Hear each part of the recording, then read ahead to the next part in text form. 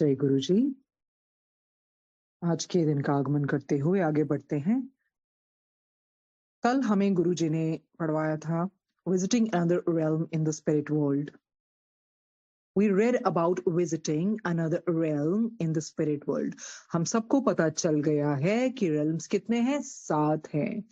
और नीचे वाला जो लोक है वो 1 कहलाता है और जो सबसे ऊपर है वो realm 7 कहलाता है। और जिस स्थान के योग्य जो होता है वो अपने आप वहां पहुंच जाता है। वहां कोई डिस्क्रिमिनेशन नहीं होती है, कोई भेदभाव नहीं होता है। Because no one can go higher than he deserves. तो वो बहुत अच्छी तरह से कल इस किताब के द्वारा समझ आ गया। जो जैसा भी डिजर्व करता है उसको वैसा ही स्थान मिलता है, कोई भेदभाव नहीं है, कोई पार्शियलिटी नहीं है। फिर हमने पढ़ा था, फिर उन्होंने हमें पढ़ाया कि किस तरह से 5 ऑनवर्ड सोल विजिट कर सकती है, बट कुछ ना कुछ रिक्वायरमेंट्स है उसकी, वो उनको फुलफिल करनी पड़ती है 5 ऑनवर्ड्स। और उन्होंने सारी रिक्वायरमेंट्स भी हमें बता दी कि परमिशन लेनी पड़ती है हायर रेल्म से और ट्रेनिंग दी जाती है, एक प्रोटेक्टिव क्लोक पहनना पड़ता है ताकि ब्राइट लाइट से वो चुंधिया ना जाए। और वो कहते हैं कि इस तरह से लो रेल्म भी जा सकते हैं, ऊपर भी और लो रेल्म में भी, पर दोनों की तरफ जाने वक्त ना कुछ उनको प्रिकॉशंस वो लेनी पड़ती हैं और उस तरह की रिक्वायरमेंट्स को भी फिल करना पड़ता है। जैसे किसी को सुधारने के लिए जब वो नीचे जाते हैं ना, इम्प्रूव करने के लिए, जौन से है रेल्म 1 2 3, तब भी उनको प्रोटेक्टिव क्लोक पहनना पड़ता है। वो एक चोला सा, एक लिबास, एक उस तरह से अंगरखा कह लें आप, वो पहनना पड़ता है ताकि इविल सोल्स उनको नुकसान ना कर सके और अपनी गंदी तरंगों से उनको उस तरह से गंदी तरंगे, बिकॉज उनको जब इफेक्ट करती हैं, डेफिनेटली इफेक्ट करती हैं, तो कहते हैं इस करके ना वो हमें कोई नुकसान ना पहुंचा सके ना, उनकी वो जो बैड वाइब्रेशंस हैं, तो इस करके फिर हमें अपना प्रोटेक्शन खुद ही करनी पड़ती है। सो आगे उन्होंने पढ़ाया और ये भी है कि वो तभी जाते हैं ना उनकी मदद करने, कोई रिपेंटेंस की फीलिंग सिंसियरिटी से है, पश्चाताप अंदर से होना चाहिए, ऊपर से नहीं। फिर वो उन्होंने ये भी बताया कि हर आत्मा की स्पिरिचुअल जर्नी रेल्म 4 स्टेज 5, वो हमने कल पढ़ा था, उससे शुरू होती है। और कहते हैं काफी सोल्स तो ना बड़ी रैपिडली अपना वो ऊपर चले जाती हैं और अपना भुगतान कर लेती हैं, बिकॉज उनकी वो सिंसियर होती है ना पुकार और अच्छे कर्म किए होते हैं। कहते on the other hand many have taken thousands of years, कितनों को बहुत युग लग जाते हैं और वो लोएस्ट रेल्म में ही रहते हैं।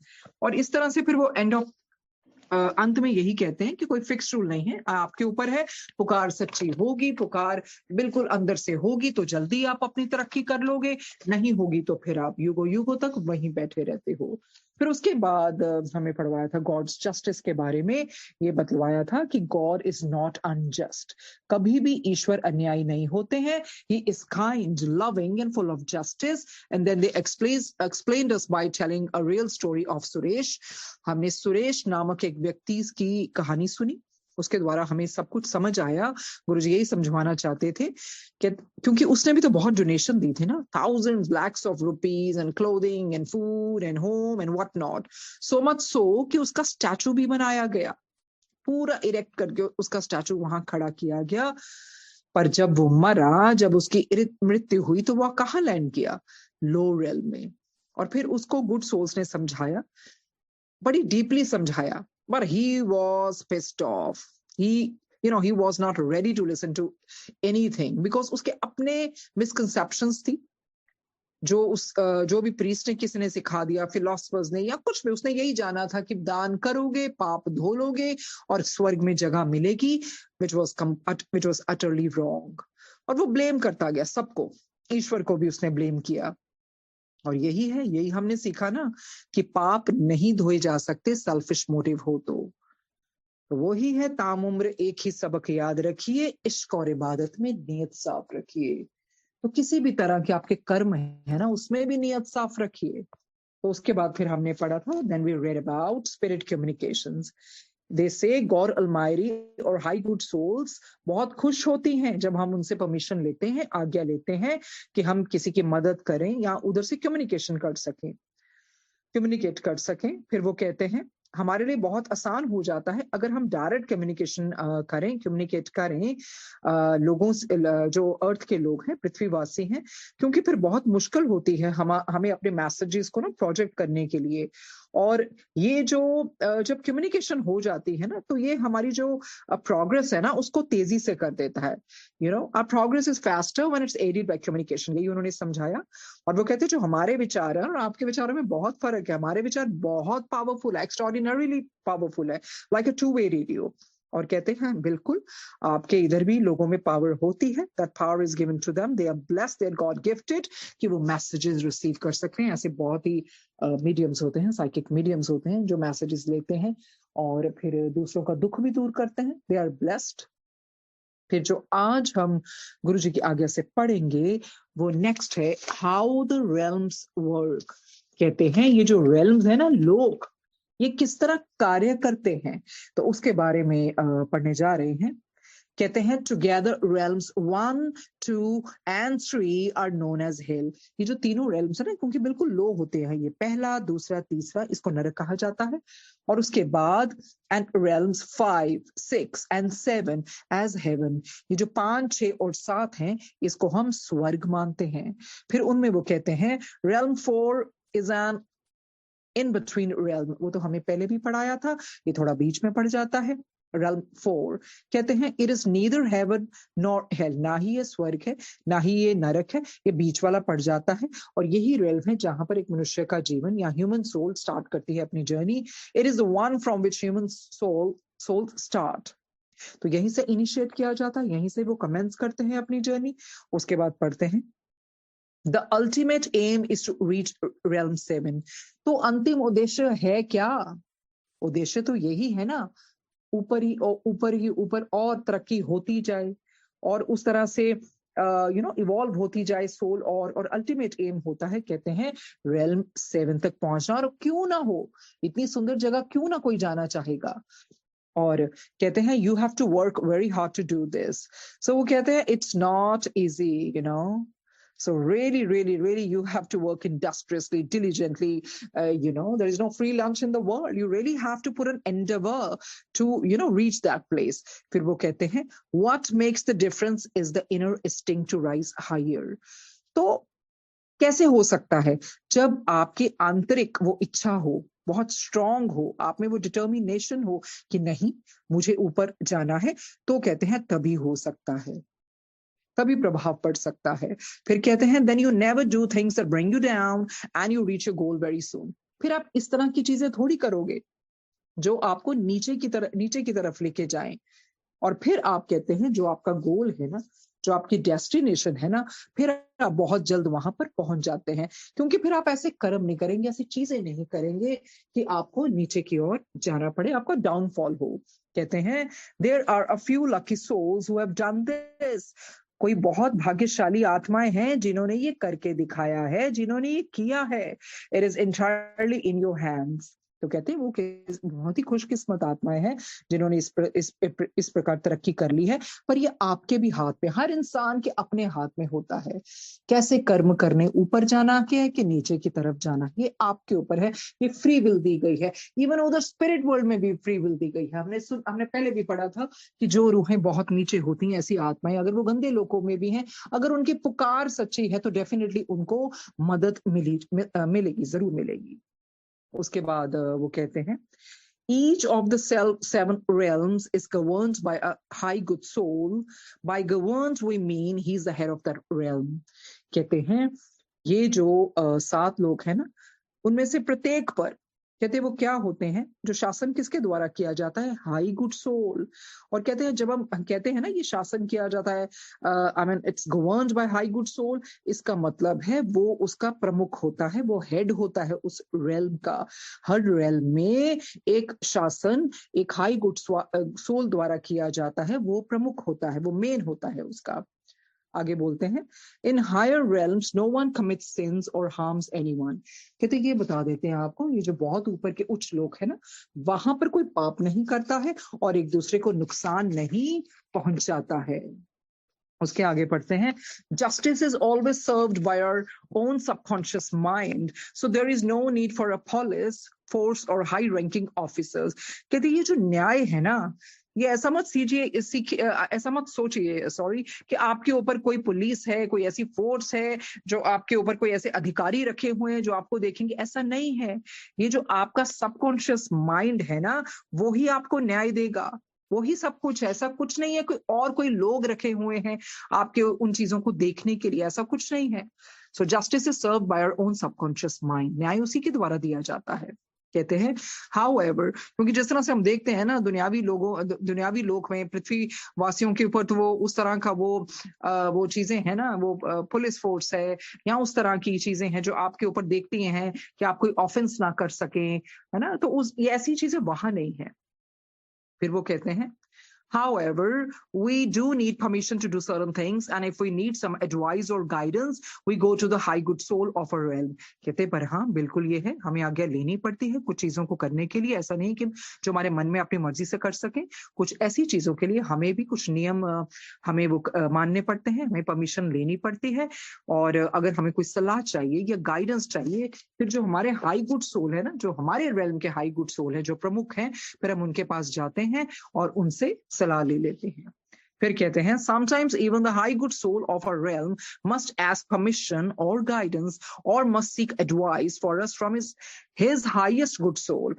कहते हैं ऐसा भी होता है ना कि जैसे हम इनसे लेते हैं हाई गुड सोल से, और अगर हाई गुड सोल को कुछ करना हो ना तो उनको को भी परमिशन, एक अनुमति, आज्ञा और गाइडेंस लेनी पड़ती है। किससे? From his highest good soul, वो उनसे भी बड़ा होता है। वो कौन होता है? The head of realm 7।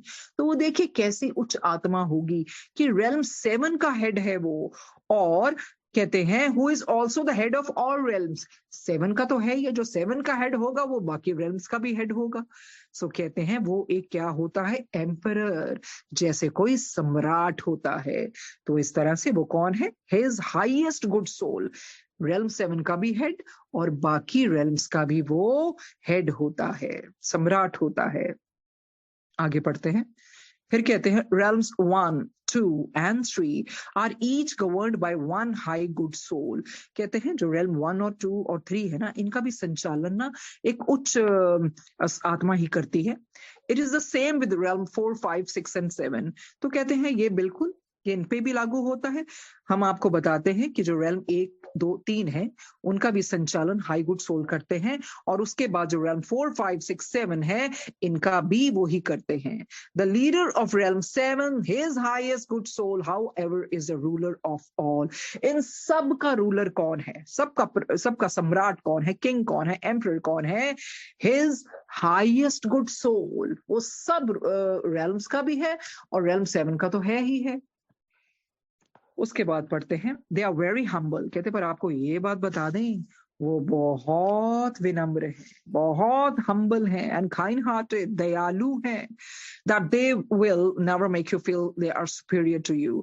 You know, अभी इधर क्या होता है, अगर कोई बड़ा हो तो बहुत स्नॉबिश हो जाता है ना, तो वो superiority complex आ जाता है। तो पर ऐसी उधर नहीं है दुनिया में। कहते वो जितने ऊपर है, देखिए वो कितने ऊपर है ना, his highest good soul, but still, you know, they are humble, they're compassionate, they're kind-hearted. तो and they will never make you feel they are superior to you. वो आपको इस तरह से नहीं जतलाएंगे कि वो आपसे श्रेष्ठ हैं। They're very humble. They will even laugh with you. कहते हैं आपके साथ हंसेंगे भी, joke with you, मजाक भी करेंगे, and behave as if you are on the same level as them. तो इस तरह से आपके साथ बर्ताव करेंगे जैसे आप भी उनके लेवल पे ही हो, क्योंकि वो इतने ऊपर होते हुए भी इतना विनम्र स्वभाव है उनका। कहते हैं आपको लगेगा ही नहीं कि आप थोड़े नीचे वाले रेल्म से हो और वो सबसे ऊपर है, एम्परर है। कहते नहीं, वो बहुत प्यार से हमारे साथ बर्ताव करते हैं, कोई भेदभाव नहीं है, यहाँ तक कि हंसते हैं। They very jovial, they joke around and we behave as they behave as if you know the same level as them. तो उनको बहुत कंफर्टेबल वो फील कराते हैं। Their light is so luminous, इस तरह से चमकीली रोशनी होती है, एंड देयर शिमरिंग क्लॉक, इस तरह से झिलमिलाती है वो, जो भी उन्होंने वो पहना होता है ना clock, is so wonderful that immediately you know they are pure, true and high good souls. That it is so wonderful, you know, their clock, that you know, that the garb they are wearing, oh, it is so luminous, so bright, you know, it shimmers, jagmagati hai. तो इतनी सुंदर होते, it's so wonderful कि हमें उनको देखते ही लग जाता है वो कितने शुद्ध हैं, कितने सच्चे हैं, and high good souls. We cannot go down to the low realms, कहते हैं ये है कि हम इस तरह से एकदम से नहीं जा सकते लो रेल्म्स में ना। If we have to, we need protection. तो हमने पहले भी पढ़ा था, अगर हमें नीचे जाना है हमें अपना बचाव करना पड़ेगा, क्योंकि वहां का जो वातावरण है वो बहुत बुरा है। We cannot go down to the low realms. If we have to, we need protection as the atmosphere is bad. Our eyes need to get accustomed to the darkness and the bad vibrations, and evil influences could affect us by making us depressed and uneasy. तो ये कहते हैं हम इस तरह से नीचे realms में नहीं जा सकते, नीचे वाले लोकों में, जब तक हम अपना बचाव ना कर सके। और क्योंकि वहां का जो वातावरण बहुत बुरा होता है। हमारी आंखें यूज्ड टू नहीं होती, आदत नहीं होती हमारी आंखों को इतना अंधियारा देखने की, क्योंकि हमने पहले भी पढ़ा था वहां रोशनी की किरण नहीं होती है। और कहते तरंगों की तो बात ही छोड़ो, वो तो बहुत ही बैड होती है, the vibrations are really bad. And evil influences, उनके जो दुष्ट प्रभाव होते हैं ना, वो हम पर भी अफेक्ट कर सकते हैं, हमें डिप्रेस कर सकते हैं, उदासीन कर सकते हैं, अनईजी कर सकते हैं, हमें बेचैन कर सकते हैं। तो इस तरह का वही होता है। कई बार आप ऐसे लोगों के साथ, नेगेटिव लोगों के पास बैठते हो ना, वो प्रभाव किसी तरह छोड़ ही देते हैं आप, and you feel so uneasy, so restless, you don't feel comfortable. तो इस तरह से वो होता है, क्योंकि हर एक के शरीर की अपनी अपनी तरंगे होती हैं, हर एक का अपना ऑरा होता है। और on the other hand, if you sit with some other people, you're filled with zeal and liveliness and all that. So आगे कहते हैं, so we have to take certain precautions, especially to go to realms 1, 2 and 3. तो कहते हैं, तो वही हम आपको बता रहे हैं कि हमें बहुत अपना बचाव करना पड़ता है, हमें वो पूरी प्रिकॉशंस लेनी पड़ती हैं। कहाँ जाने के लिए? realm 1, 2 and 3, क्योंकि नीचे के लोग हैं। Mostly when we go down to realms 1 or 2, we wear a cloak that makes us invisible to the negative souls in those realms. कहते हैं जब भी ज्यादातर जब हम realm 1 और 2 में जाते हैं, नीचे वाले लोक में, तो वही हम पहरावा पहन लेते हैं, क्लॉक अपना, जिसको रोब कहते हैं, जो भी है। और क्योंकि वो हमें ना अदृश्य कर देता है, और फिर नेगेटिव सोल्स ना हमें अटैक नहीं कर पाती, हमें देख नहीं पाती हैं। तो इस तरह के फिर हमें देखिए स्पिरिट वर्ल्ड में भी इतना ध्यान रखना पड़ता है, कितनी इविल सोल्स हैं। और इस दुनिया में तो खैर हमारे लिए है ही बहुत मुश्किल, कैसे बचाव करें, क्योंकि सब यहाँ पर इकट्ठे रहते हैं। वहां तो अलग अलग उनके सेग्रीगेट किया हो ना, यहाँ पर आपको बहुत चीजों को झेलना पड़ता है। आगे कहते हैं, We need permission and protection to go to the higher realms as well. सिर्फ नीचे ही नहीं जाने के लिए हमें परमिशन और प्रोटेक्शन करनी पड़ती। कहते हैं it goes for the higher realms as well. Even उच्च लोक जाने के लिए भी हमें अनुमति और बचाव करना पड़ता है। As their light is too bright. Their light is too bright. It just simply dazzles us, It's so dazzling. तो इस करके वो हम सहन नहीं कर पाते हैं। और देखिए वहां नीचे वाले लोगों में एटमॉस्फेयर बहुत भारी होता है ना, पर वहां पर एटमॉस्फेयर, उनका वायुमंडल बहुत हल्का होता है, और ये वाइब्रेशंस इनके लिए बहुत स्ट्रांग होती हैं। तो इस तरह से they can't even take those vibrations, so they have to take their protection, do their protection by wearing that garb. तो इस तरह से वो कहते हैं वहां की वाइब्रेशंस बहुत लाइट होती हैं, बहुत ही फाइन होती, बड़ी हल्की होती हैं, वो भी हम बर्दाश्त नहीं कर पाते हैं। they are too strong for us. आगे कहते हैं, you can only go up a realm higher than the realm you are on. ये कल भी उन्होंने पढ़ाया था। देखिए आप अपने realm से थोड़ा सा ऊपर जा सकते हैं, higher than the realm you are on. No one can go higher than one realm for a visit. एक से ज्यादा आप realm ऊपर नहीं जा सकते हैं। फिर वो विस्पी ऋतु जी क्या कहते हैं, शुक्र है परमात्मा का, thank God. ये दोबारा से पढ़ते हैं, कहते हैं you can only go up a realm higher than the realm you are on. No one can go higher than one realm for a visit. Thank God we were on realm 6. तो देखिए बहुत अच्छे कर्म किए होंगे, हमने तो पहले ही पढ़ा है ना, उसके बाद तो सिर्फ 7वां रह जाता ना, 6वां में कितना ऊपर का realm है। कहते हैं हम बड़े शुक्रगुजार हैं परमात्मा के कि उनकी कृपा से हम realm 6 में थे। तो जब इनकी डेथ हुई होगी, जो जैसे भी इनका प्रोसीजर रहा होगा, आई गेस 1980 था, तो जब इनकी डेथ हुई, कहते थे 1985 में वी रीच realm 7, तो बहुत जल्दी ये पहुंच गए। अगर इनकी डेथ 1980 में हुई है तो 5 सालों के गैप में ही, क्योंकि इनके कर्म बड़े अच्छे थे और उस तरह की वो अच्छी रूहें थी। और 1985 में ये realm 7 में पहुंच जाते हैं.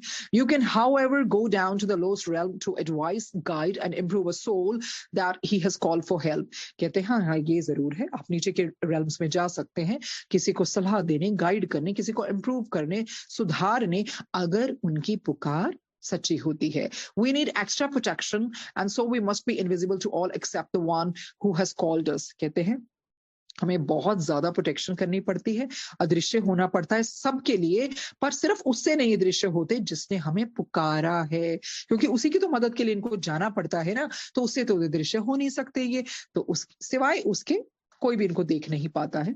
कहते हैं otherwise those awful souls might harm or attack us. कहते हैं so you understand ना, वो इतनी बुरी आत्माएं, they're so awful, so atrocious, तो इतनी वो नेगेटिव और इतनी awful जो आत्माएं है ना, नहीं तो हम पे हमला कर देंगी, अटैक कर देंगी, हमें नुकसान पहुंचा देगी. They're very nasty and they sometimes capture higher souls and keep them as prisoners and resort to mental torture as they cannot do anything physically for we do not have physical bodies. तो देखिए इतनी शैतानी रूहें हैं, कहते हैं वो क्या करती हैं, कई बार तो इतनी गंदी हो जाती है ना, नास्टी हो जाती है ना, कई बार हमें पकड़ लेती हैं हायर सोल्स को, फिर हमें बंदी बना के रखती हैं और फिर हमारा इतना मानसिक रूप से टॉर्चर करती है ना, और हमें कहते हैं फिजिकली तो कर नहीं सकती, कैसे करेंगी, क्योंकि अब हमारी फिजिकल बॉडी थोड़ी है, तो इस करके मानसिक ताड़न यातनाएं देती हैं उनको, तो फिर बड़ा फिर मुश्किल हो जाता है. कहते हैं फिर अगर हम उसके प्रिजनर्स बन जाए ना, if we become their prisoners, many high good souls must come and free us, so it's best to be invisible to them, otherwise it is best not to visit such places.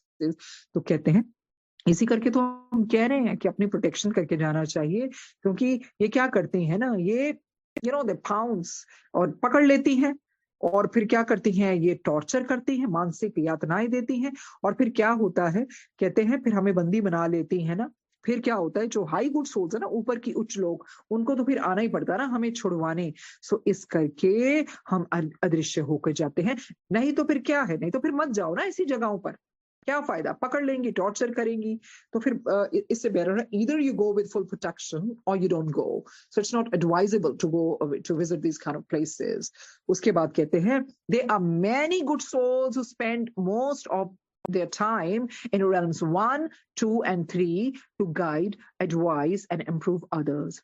कहते हैं कितनी अच्छी आत्माएं है ना, वो क्या करते हैं, अपना इतना समय गुजारती हैं, तो देखिए वो कैसे सेल्फलेसली प्यार से सुधारती हैं, मतलब इतना सेल्फलेस सेवा करती हैं. कहते हैं ऐसी अच्छी आत्माएं होती हैं जो ज्यादातर अपना समय ना realm 1, 2 और 3 में बिताती हैं, गाइड करने के लिए, एडवाइस करने के लिए, सलाह देने के लिए, रास्ता दिखाने के लिए, ताकि वो सुधरे. कहते it is very rare that realm 1 souls call for help. तो देखिए सबसे गंदा स्थान कौन सा है, सबसे गंदा लोक realm 1 है. कहते वहां की तो रूहें ऐसी है ना, वो आप हेल्प के लिए भी नहीं पुकारेंगी, बिल्कुल भी नहीं पुकारती वो, इट्स वेरी रेयर, बहुत कम होता है. फिर कहते हैं even though the high good souls want to help the souls of realm 1, these souls are so lost and gone so far on the wrong path that they are incurable. तो कहते क्या कहते हैं, कहते जो हाई गुड सोल्स है ना, वो तो विनम्र हैं, वो तो बड़ी उदारता से भरे हुए हैं, वो तो चाहते हैं ना कि चलो हम realm 1 की भी हेल्प कर दें. कहते आप सोच नहीं सकते हो, realm 1 की आत्माएं इतनी लॉस्ट होगी, अपने रास्ते से इतनी भटक चुकी हैं और इतनी दूर तक जा चुकी हैं, ऐसे कर्म है उनके, ऐसे गलत रास्ते पकड़े हुए हैं कि अब उनका कुछ हो नहीं सकता, कुछ नहीं हो सकता. कहते उनका अब वो बहुत दूर तक निकल गए हैं, अब they can't come back. So it would be futile, if somebody goes, if somebody wants to go, because it won't serve the purpose, as they've gone so far, and इस तरह के वो path पे चल चुके हैं, they've gone so astray that it's incurable. फिर कहते हैं if they are helped without the genuine realization and repentance, they will commit all those sins again. कहते फिर पता क्या होता है, अगर उनको मदद दी जाए ना, देखिए उनके अंदर से ना पुकार है, जेन्युइन रियलाइजेशन तो है ही नहीं, ना पश्चाताप है, तो फिर पता क्या होगा, ये ऐसी आत्माएं है ना, ऐसी बुरी आत्माएं है ना, दुष्ट आत्माएं है ना, ये दोबारा से पाप करेंगी, ये नहीं सुधरेंगी, इनको अकल नहीं आएगी, they will trade on that path again. So इस करके देखना पड़ता है सब चीजों को. कहते they spend 100 of years on realm 1. कहते कितने 100, पता नहीं कितने hundreds लिखा है ना, तो बहुत सारे कितना समय वहां पर बिताती है realm 1 पे. But the souls on realms 2 and 3 are often helped by good souls who go there to bring them up. पर कहते हैं हाँ, जो realm 2 और 3 में है ना, फिर उनको मदद मिल जाती है, उधर ये जल्दी जल्दी चले जाती हैं अच्छी आत्माएं, क्योंकि देखो जो अच्छा इंसान होगा ना, वो हमेशा चाहेगा कि दूसरों का बुरा ना हो। तो यही हमें भी यही होता ना कि हम गुरु जी की चरण, गुरु जी ने हमें अपनी चरण में लिया है, तो ऐसी आत्माएं और आ जाएं और संगत जुड़े। पर वही है, सिंसियरिटी से सब कुछ हो तो बहुत अच्छा होता है। जो गुरु जी के साथ वाकई में उस तरह से किसी की मदद करता है कि नहीं, इनका भी कल्याण हो और ये भी भगवान के रास्ते पर चले, तो इस तरह के इधर भी ऐसे होते हैं। कहते हैं रेल्म जो 1 है, पहले बता देते हैं आपको, वहां बहुत समय लगता है, तकरीबन सहस्त्रों साल भी लग सकते हैं, सैकड़ों साल भी लग सकते हैं, बहुत समय भी लग सकता है। But the souls of realm 2 and 3 उनके लिए उनको फ्रीक्वेंटली हेल्प मिल जाती है, और क्योंकि जो भी वहां जाते हैं उनका यही होता है कि इनको हम ऊपर लेके आए। If a soul realizes his mistakes, repents sincerely and asks for help, many good souls will rush to his aid at once. कहते हैं अगर आत्मा को पता चल गई ना मैंने ये गलतियां की हैं और अंदर से पश्चाताप कर लिया है सिंसियरली और मदद भी मांगता है, तो अच्छी आत्माएं फिर सोचती नहीं है, तुरंत भागती हैं उनको मदद करने के लिए, तुरंत। In this way, many souls from realm 2 and 3 have had chances to rise, but souls from realm 1 have little chance of rising. कहते हैं फिर इसी तरह से फिर क्या होता है, जो realm 2 and 3, 2 और 3 लोग की जो रूहें हैं ना, उनको बहुत सारे चांस मिले हैं, immense chances they have got, ताकि ऊपर उठ सके। पर ये जो realm 1 है वही उन्होंने बताया है, यहाँ पर तो ना के बराबर चांस है, क्योंकि ये वो खुद ही नहीं चाहती ठीक होना, इतना दूर तक चली गई है वो गलत कर्म करके। For them it mostly takes 100 of years to rise, तो उनके लिए अब देखो हंड्रेड्स ऑफ ईयर्स लगते हैं। फिर कहते हैं for the souls of realm 5, 6 and 7 it is also in their own hands to rise or stay where they are. कहते हैं ऊपर भी तो यही है ना, ऊपर भी रूहों को अपनी तरक्की और उन्नति करनी पड़ती है, और ये उनके ऊपर है, क्या वो वही रहना चाहते हैं जो 5वें लोक में है, 6वें लोक में है या 7 में है। देखिए ये उनके भी हाथों में है, क्या वो ऊपर उठना चाहते हैं, दे वांट टू राइज, और क्या वो वही रहना चाहते हैं, they are complacent, they are satisfied where they are। कहते हैं they can stay in the spirit world where progress is slow and steady। कहते हैं बिल्कुल उनकी मर्जी है, स्पिरिट वर्ल्ड में रह सकते हैं, जीवात्मा जगत में रह सकते हैं, पर वहां की प्रोग्रेस जो है ना, उन्नति बहुत धीमे है, बहुत ज्यादा धीमे है। although progress is extremely slow, it is guaranteed that they cannot go down। कहते ठीक है, मान लेते हैं, चाहे उनकी प्रोग्रेस उन्नति धीरे हो, पर ये आपको अश्योरेंस देते हैं वो नीचे नहीं जाएंगे, वो नीचे नहीं जाएंगे, क्योंकि उन्होंने उस तरह से सीख लिया ना, इवॉल्व हो गए कि नीचे वाले कर्म नहीं करेंगे, वो चाहे वही रह जाएं और प्रोग्रेस धीरे धीरे हो, but that's guaranteed that they can not go down. It is entirely their free will to do what they want to do. अभी उनके ऊपर है, उनकी अपनी फ्री विल है, क्या वो क्या करना चाहते हैं, वैसे ही उधर ही रहना चाहते हैं, स्टे करना चाहते हैं, जैसे भी है कि धीरे धीरे ऊपर अपनी उन्नति को ऊपर भी बढ़ाना चाहते हैं, ये उनके ऊपर है। कहते हैं no force is applied to anyone, किसी के ऊपर कोई जोर जबरदस्ती नहीं कर सकता। Everyone is free to do only what they want, ये उनके ऊपर है, उनको इस तरह की फ्रीडम दी गई है कि वो उनके ऊपर है, वो क्या करना चाहते हैं। कहते हैं but this must be within the soul's capacity, otherwise their own subconscious mind will automatically stop them।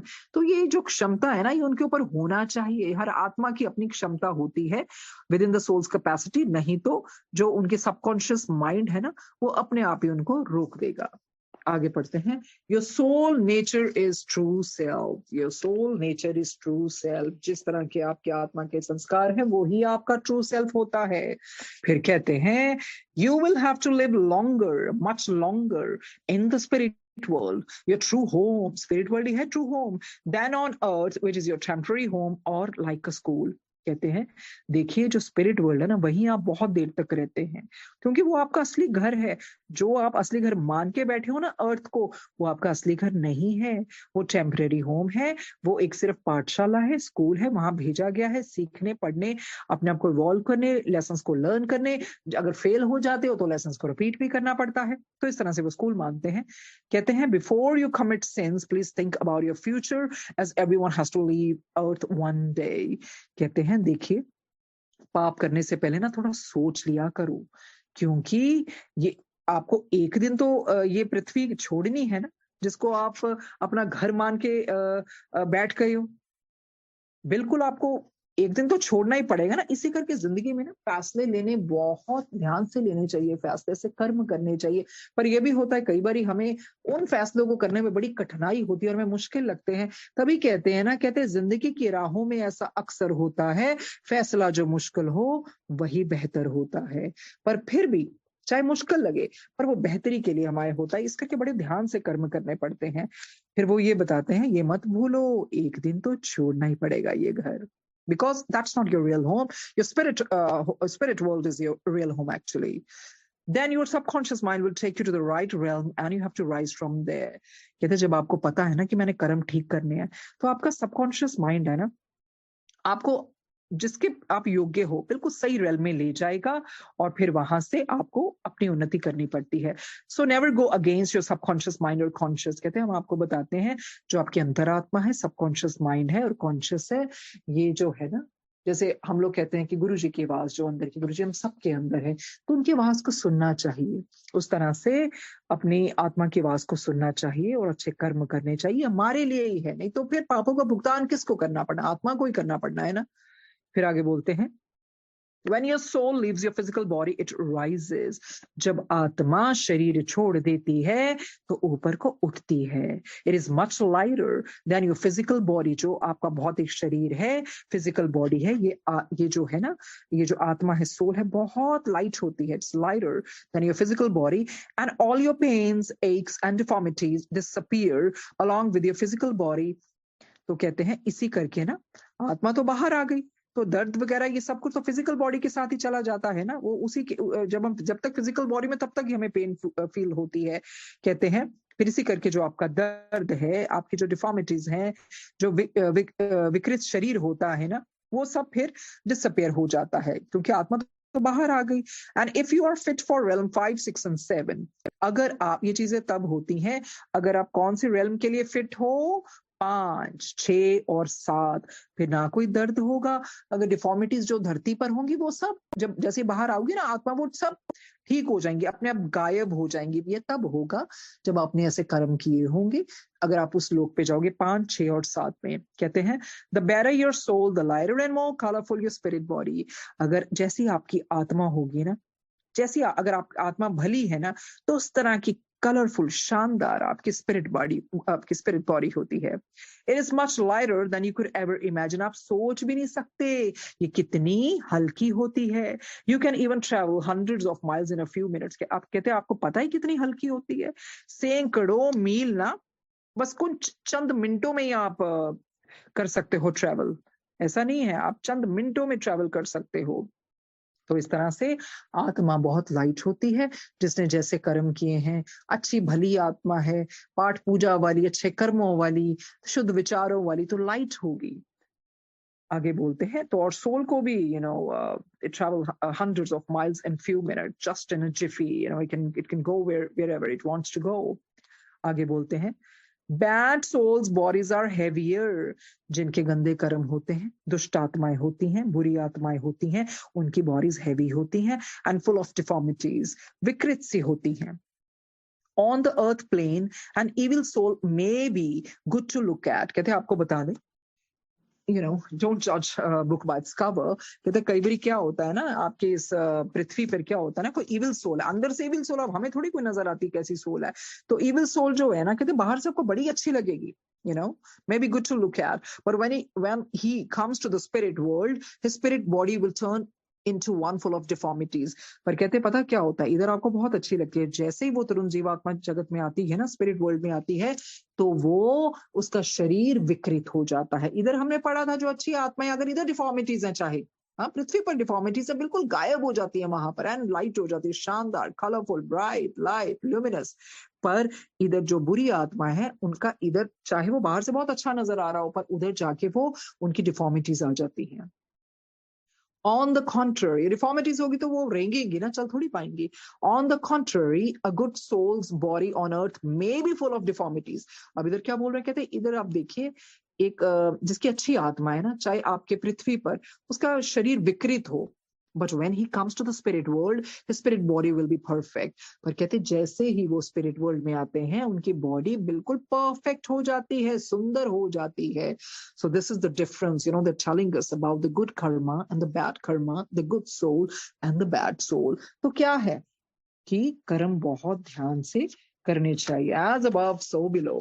तो जिस तरह से आपके हायर सेल्फ होगा ना, आपका अंदर भी वही चलेगा. So it's very very very important कि कर्मों को बहुत ध्यान से किया जाए. सब कुछ कर्म ही है और कुछ है ही नहीं.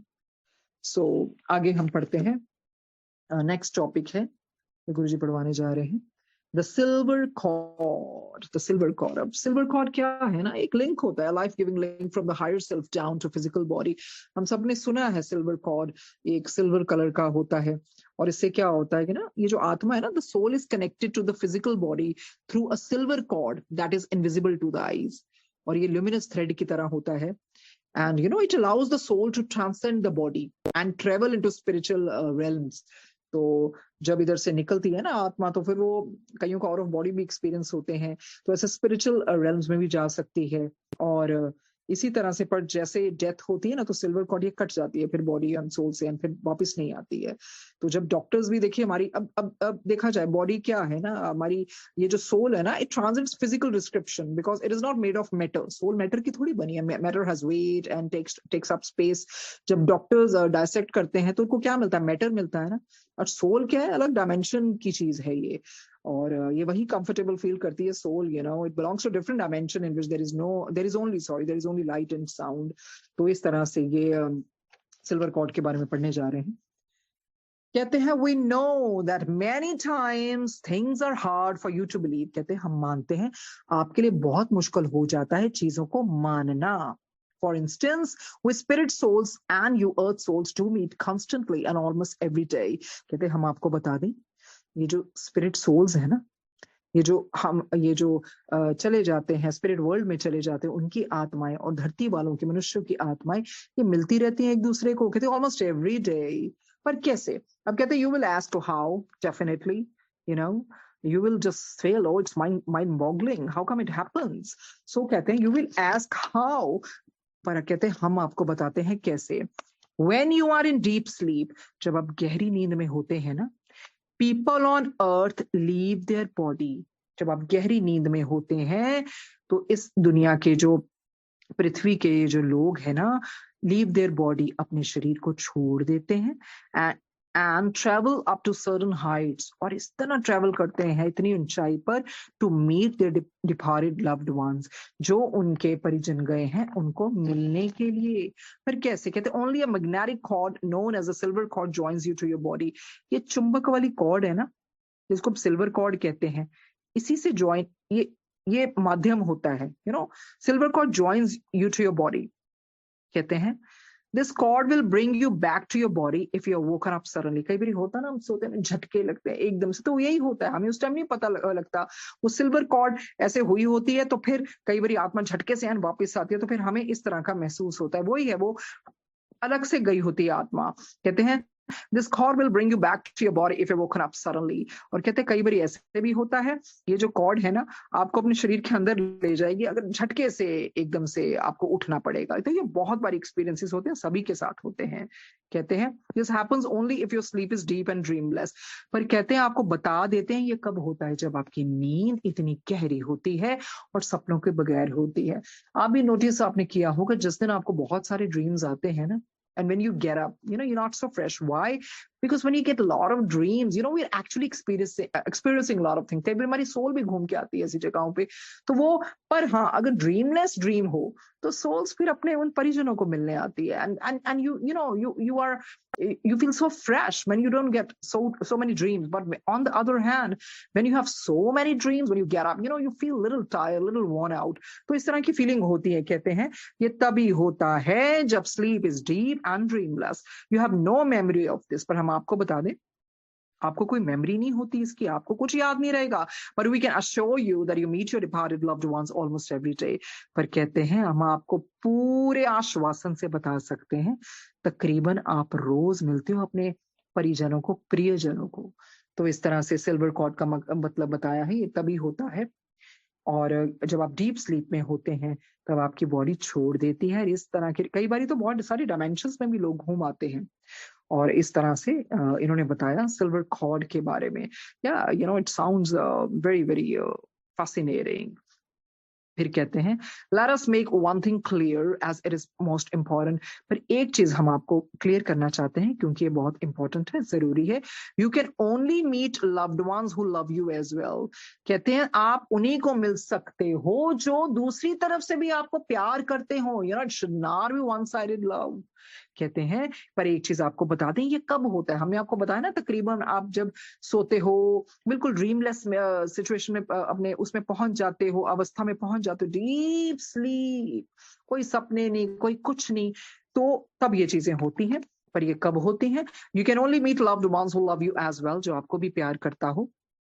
If your love is one sided, अगर आपका प्यार एक तरफा है ना, फिर ये चीज नहीं होगी। Then it will not occur. Your loved ones should love you back. उनको भी रेसिप्रोकेट करना है। आप उनको प्यार करते हो, वो भी करते होगे ना, तब होगा ये। कहते suppose a departed soul says he loves you. कहते मान लेते हैं एक जो आत्मा गई है ना, वो चाहे आपको इधर कहती हो आपको प्यार करती है, पर when he is on earth, okay, but on arriving in the spirit world finds he cannot love you। पर वो जो स्पिरिट वर्ल्ड में जाते हैं ना, फिर उनको कोई इतनी अटैचमेंट नहीं रहती है। फिर उनको पता, उनको ऐसे महसूस होता नहीं, मैं मतलब मेरा इनसे के साथ कोई संबंध नहीं है, मैं इनको नहीं प्यार करता हूँ।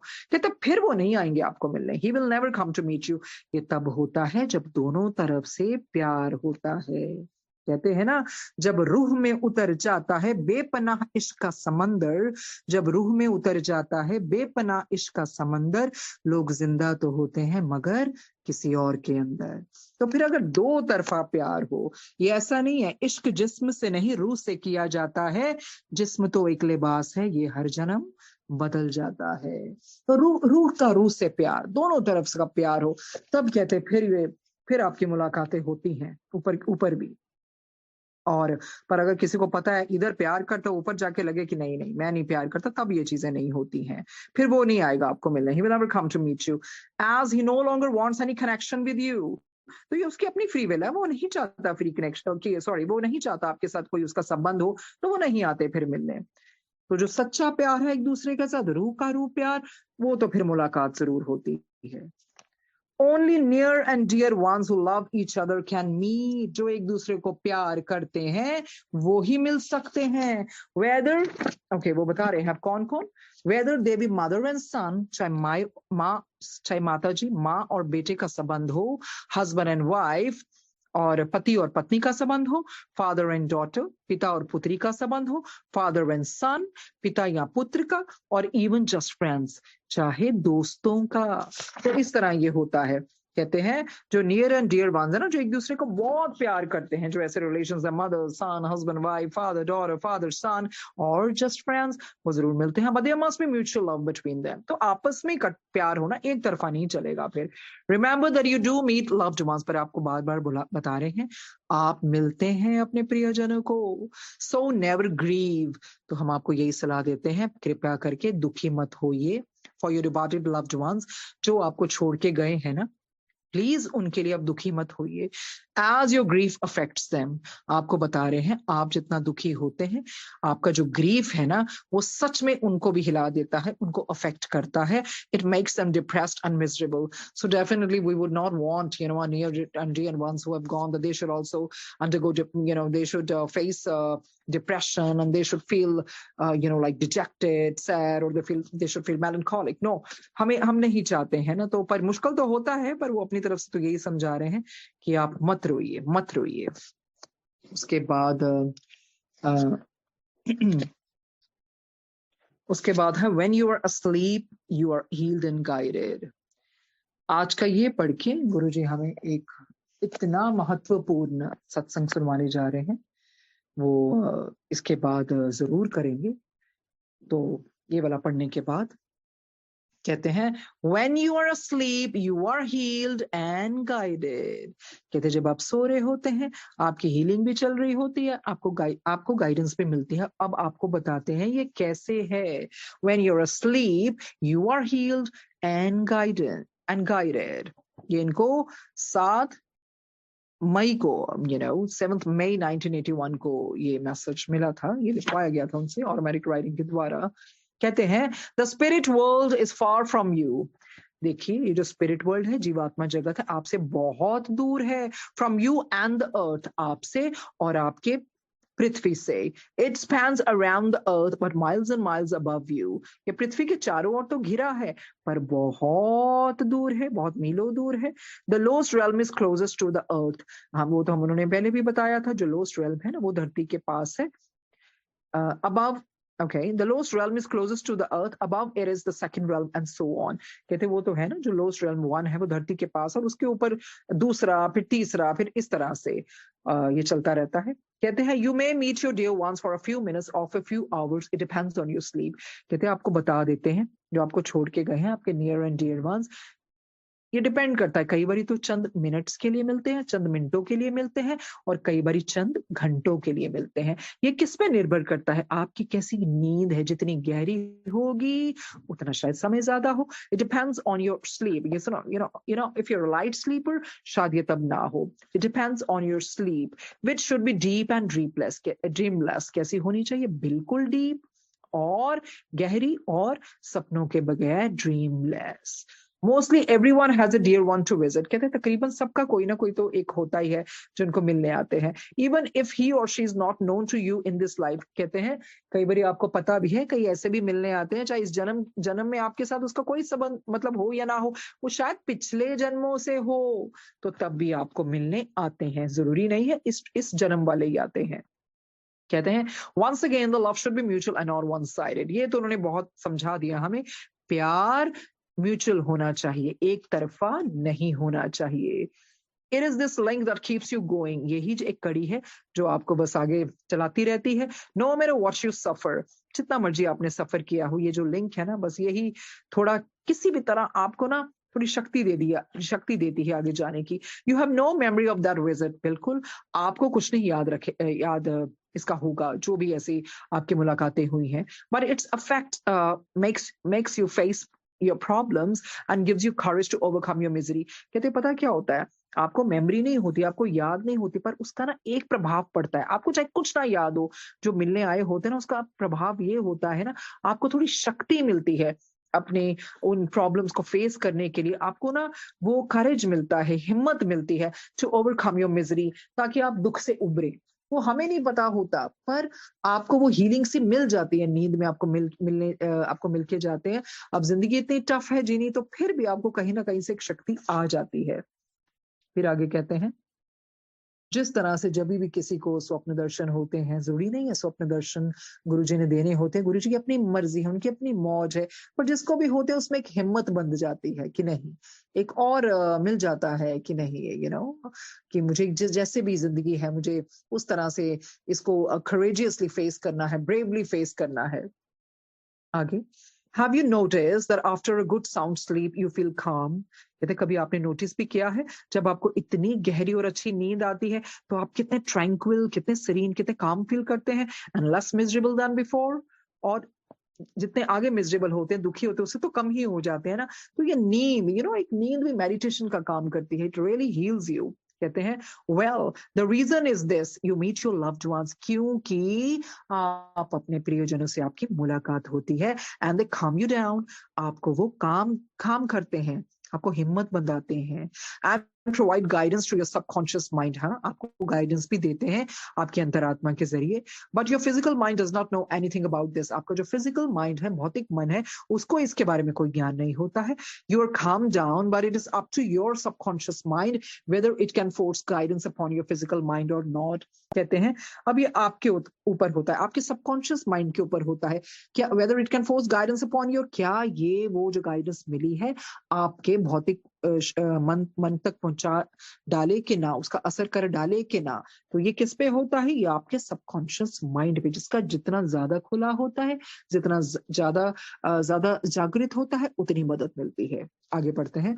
Every person on earth needs good sound sleep. It goes without saying actually, everyone wants at the end of the day, आपको एक अच्छी नींद चाहिए, sound sleep चाहिए, even for a little while, which makes you visit us and allows us to help calm you down and guide you।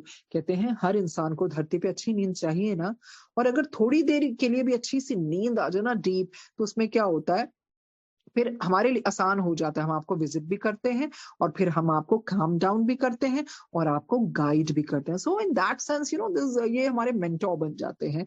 When your subconscious mind fails to enforce guidance and advice into your physical mind, we have to try hard to impress your physical mind and make you understand what you should or you shouldn't do। कहते हैं कई बार होता है ना, आपका subconscious mind fail हो जाता है, वो नहीं अपनी जो गाइडेंस है ना आपके फिजिकल माइंड को बता पाता। तो कई बार फिर हमें अपना जोर लगाना पड़ता है ताकि आपको समझा सके क्या करना है क्या नहीं करना। Most of the time, however, your physical mind rejects our advice and guidance। कहते ज्यादातर पता है क्या होता है, जो आपको भौतिक मन है ना वो रिजेक्ट कर देता है, जो भी हम एडवाइस देते हैं गाइडेंस देते हैं मानता ही नहीं है। वो कहते हैं कि शायद ये मेरा अपना ही कोई ख्याल है, thinking it is just a passing thought that may be wrong. क्योंकि वो सोचता है शायद पता नहीं है अपने आप से मेरे मन में ही आ गया और आप इस पे ध्यान नहीं देते। Most of the time you fail to understand our guidance and you often do what you shouldn't do. कहते हैं हम अपनी तरफ से तो पूरी कोशिश करते हैं ना आपको गाइडेंस से, पर आप तो नकार देते हैं और अब पता ही नहीं लगता आपको क्या करना है क्या नहीं करना। सो जो हम चाहते हैं वो फिर आप नहीं करते हो। Most of the time you fail to understand guidance and you often do what you shouldn't do. फिर आप वो करते हो जो आपको नहीं करना चाहिए। This is the worst part of your life on earth. कहते हैं ये तो सबसे बुरा पार्ट है आपकी लाइफ का अर्थ में, which often takes you to lower realms. तो इसी करके तो फिर लोअर रेल्म्स में जाते हो ना। क्यों? Because you ignore our guidance. आप हमारी गाइडेंस मानते ही नहीं हो। You think who is going to know about it as long as I can be successful and rich on earth. आप कहते हो क्या फर्क पड़ता है यार, जब तक अगर मुझे सक्सेस मिल रही है, I am prospering, I am flourishing, जब तक मैं अमीर हूं, मेरे पास पैसा है, क्या फर्क पड़ता है? It is happiness to me, यही मेरे लिए खुशी है। But have you thought of what will happen after a few years of happiness? तुम्हें वार्न कर रहे हैं, चलो ये टेम्पररी हैप्पीनेस आपको खुशी दे रही है ना, you living in a fools paradise. पर आपको पता है ये कभी तो यहाँ का समय खत्म होगा ना, फिर ये चंद खुशी के पल के लिए क्यों अपने कर्म खराब करते हो? आना तो ऊपर ही पड़ना है ना, कर्मों का हिसाब तो होके ही रहना है ना। कहते हैं you are on earth for only a few years but you are in the spirit world the rest of the time। few years क्यों कहा? क्योंकि हमें पहले भी पता है वहां पर वक्त बहुत धीमी धीमी गति से बीतता है। उनके मुताबिक तो ये सिर्फ few years ही है। but you are in the spirit world the rest of the time, वहां पर आप बहुत ज्यादा टाइम के लिए होते हो। for a few years of temporary happiness on earth do you want to be in the lower realms of the spirit world for 100 of years। कहते हैं कुछ पल की खुशी के लिए, हाँ कुछ पल की खुशी के लिए क्या आप चाहते हो कि आप उधर लो रेल्म्स में रहो इतने सैकड़ों सालों के लिए? This should help you understand why you should lead a good life on earth. इसीलिए तो बता रहे हैं सुधरो, इसीलिए तो बता रहे हैं उते अमला दे होने ने नवेड़े, किसे न तेरी जात पुछनी, झूठे मानते झूठे सब छेड़े, किसे न तेरी जात पुछनी, पंछी वांगू उड़ जाना है एक दिन मार उडारी, कदर ओना दी पैंदी उथे अमल जिना दे पारी। वही तो वो बोल रहे हैं, वो लुक लुक के सौदे करना है, बिन मेहनत बोझे भरना है, सादा नु चोर बनावे तू, ना अल्लाह को डरना है। पहले अमला दी खुलना किताब ने, वेखे जाने फिर सब दे हिसाब ने, साधक आपो आप होने ने न खेड़े। तो वही तो है, वही तो है।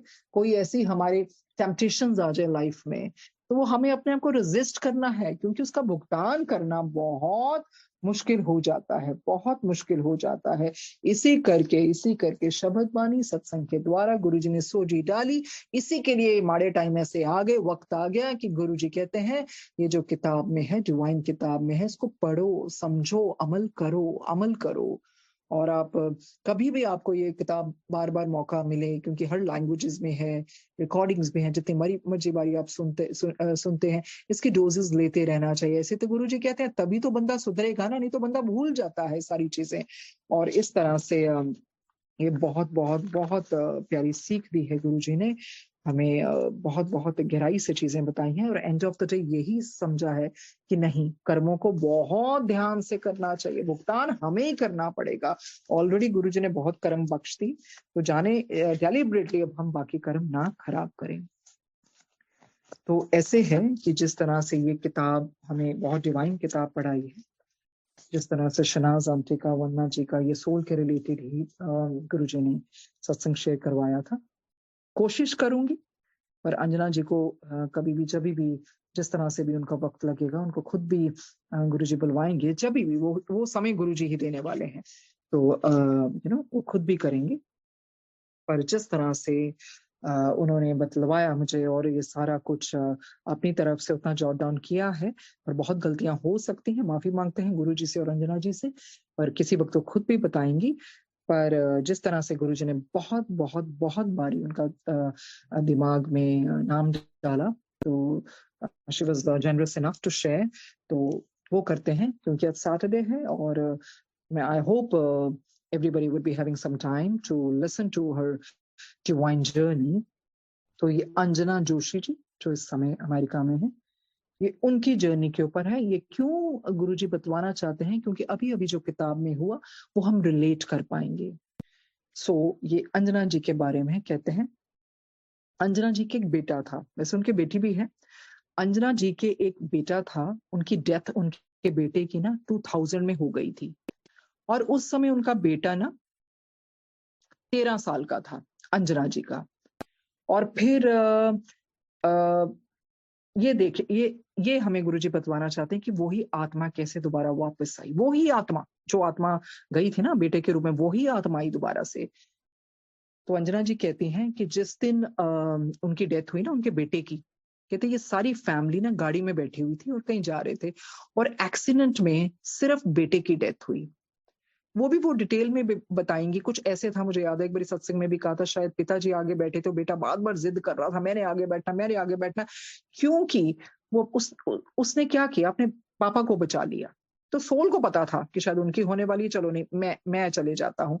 तो क्या हुआ कि वो गाड़ी में सारी फैमिली जा रही होती है, और एक्सीडेंट में सिर्फ उनके बेटे की मौत हो जाती है, और इनके हस्बैंड को बहुत चोटें आती हैं, कोई हेड इंजरीज, कोई अपना कुछ फ्रैक्चर वगैरह ऐसा भी हो जाता है। तो क्या होता है, ये एक्सीडेंट ना करनाल में होता है।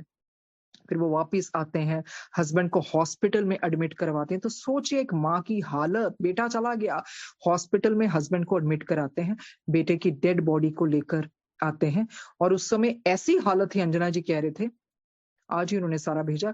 अंजना जी कहते ऐसी मेरी हालत थी कि मुझे यही था, क्या मैं अपने बेटे को देखूं कि हस्बैंड को, अरे मेरी तो दोनों ही जान है ना, मेरे लिए तो दोनों ही प्रेशियस है, मैं करूं क्या। कहते फिर जिस दिन डेथ हुई ना, तो जो भी उस तरह से क्रिमेशन वगैरह हुई, अब हस्बैंड को कुछ नहीं पता कि बेटा चला गया, हस्बैंड हॉस्पिटल में बैठा है, और डॉक्टर्स ने एडवाइस किया अंजना जी को कि देखिए अभी ये ठीक नहीं होगा ना हस्बैंड को बताना। तो हस्बैंड हॉस्पिटल में, पता ही नहीं बेटा चला गया है। फिर इस तरह से अंजना जी कहते हैं एक बार ना मैं ऐसे ही घर पे बैठी हुई थी, और लेडी, जैसे हमने देखा ना इधर खौशल जी के भी वो नेबर का ही कुछ ऐसे हुआ।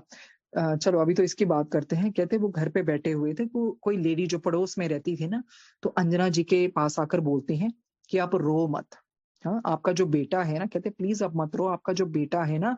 और वो जो लेडी थी ना पड़ोस की, उनके घर में, क्योंकि सिख फैमिली को बिलोंग करती होंगी, तो उनके घर में होली बुक थी, गुरु ग्रंथ साहिब जी की भीड़ रखी हुई थी। तो वो लेडी कहती है कि जब मैं पढ़ रही थी ना, तो आपके बेटे का फेस उस पे अपेयर हो गया था, उसे गुरु ग्रंथ साहिब जी की भीड़ के ऊपर वो अपियर हो गया था। तो उसमें वो कहता है कि मेरी मम्मी को जाकर बोलो कि मैं कहीं नहीं गया हूं, मैं सिर्फ अपने डैडी को बचा कर गया हूं, मैं उनको बचाने के लिए मुझे जाना पड़ा, पर मैं फिर से वापस आऊंगा। तो अंजना जी ने ऐसे ही बोला, कहते कि मैं बिल्कुल नहीं मानती थी उसकी बात को, मैंने तो माना ही नहीं, मैंने तो सुनना भी नहीं चाहा कि ये क्या बोल रहे हैं, सोल दोबारा से आती है, रीबर्थ। तो अंजना जी को इन चीजों के बारे में कुछ नहीं पता था। वो कहती हैं कि मैं तो यही सोच रही थी ना, मेरी यार आंखों के सामने मेरा बेटा चला गया, वो खत्म हो गया, वो कैसे आएगा वापस। कहते मुझे इनफैक्ट ना उस लेडी पे बड़ा गुस्सा आया कि उसको पता नहीं मेरा हस्बैंड हॉस्पिटल में, उसकी कंडीशन कैसी हो रही, क्या बातें कर रही है। कहते फिर इस तरह से वो बोलती जा रही थी। तो फिर अंजना जी ने उस लेडी को कहा प्लीज आप ऐसा मत बोलिए, आप क्या कह रहे हैं। तो लेडी कहती है कि हो सकता है ये मेरे गुरु की आज्ञा हो कि मैं आपको बता दूं जो मैं आपको बता रही हूँ। फिर तब भी अंजना जी ने नहीं माना, और फिर अंजना जी कहते हैं कि ऐसे टाइम बीता गया। फिर हस्बैंड को कब बताया कि बेटे की मौत हो गई है, 18 दिन के बाद, 18 दिन के बाद। तो आप सोचिए उनके घर का हाल क्या होगा था, सारे घर में मातम छा गया था। देखो पिता को पता ही नहीं, पिता के साथ तो टाल मटोल करते होंगे ना कि नहीं नहीं ठीक है, डॉक्टर्स ने जो मना कर दिया था। तो after 18 days he came to know about his son's demise. और पर वो उनके हस्बैंड कहते थे कि नहीं मुझे तो वो दिखता है, मतलब मुझे महसूस ही नहीं होता वो कहीं गया है। फिर इनके मदर इन लॉ है ना जो अंजना जी को बहुत परेशान रहते थे, जैसे वो होता है कि नहीं बेटे की डेथ हो गई है, अब दोबारा से बच्चा होना चाहिए। और वैसे अंजना जी की तो बेटी है, पर इनकी सास का ऐसा था नहीं एक और बच्चा होना चाहिए, अकेली है ये, साथी हो जाएगा। तो इस तरह से फिर अंजना जी ने कहा कि उस टाइम मेरी उम्र 40 साल की हो गई थी, और कहते तब जब मेरी शादी हुई और मेरे बच्चे हुए तो 26 साल तक तो मेरे दोनों ही बच्चे हो गए थे ना। 23 साल की थी ऐसे शादी, और 26 साल तक मेरे दोनों बच्चे हो गए थे। तो मुझे अब लग ही नहीं रहा था कि नहीं ऐसे मेरा बच्चा होगा नहीं होगा, बिकॉज मदर इन लॉ भी तो प्रेशर डाल रहे थे ना। तो मदर इन लॉ के बहुत कहने पर ना फिर अंजना जी ने डॉक्टर को दिखाया। तो डॉक्टर उनको कहते हैं कि देखिए स्लिम चांस है, 50% चांस है, हो सकता है नहीं हो सकता है, हो भी सकता है नहीं भी हो सकता है, देखते हैं।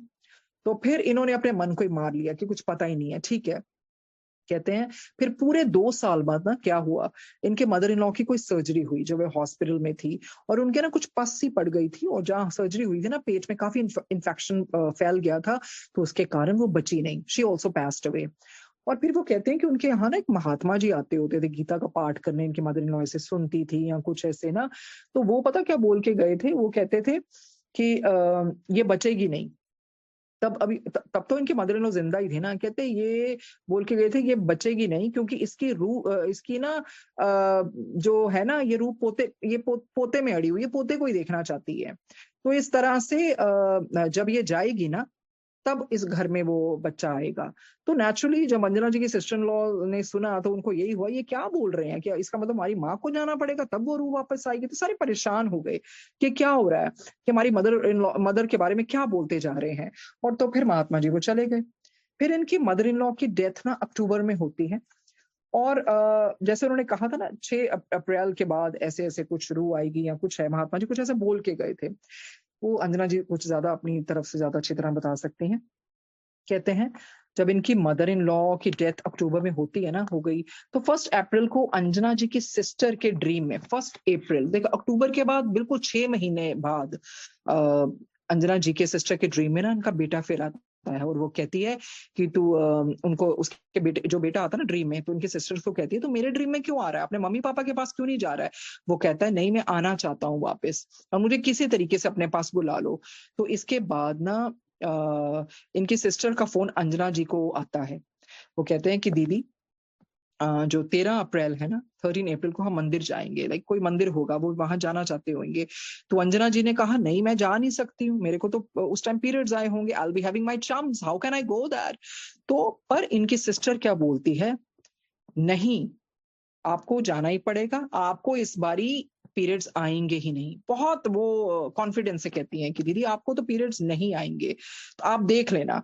तो अंजना जी कहते हैं 13 अक्टूबर को ही ना, जब उन्होंने मंदिर जाना, कहते 13 अक्टूबर को ही मेरे मदर इन लॉ की डेथ हो जाती है, और 13 अक्टूबर को ही मुझे पता चलता है कि मैंने कंसीव कर लिया है, और डॉक्टर कहते हैं कि नाउ यू आर प्रेग्नेंट।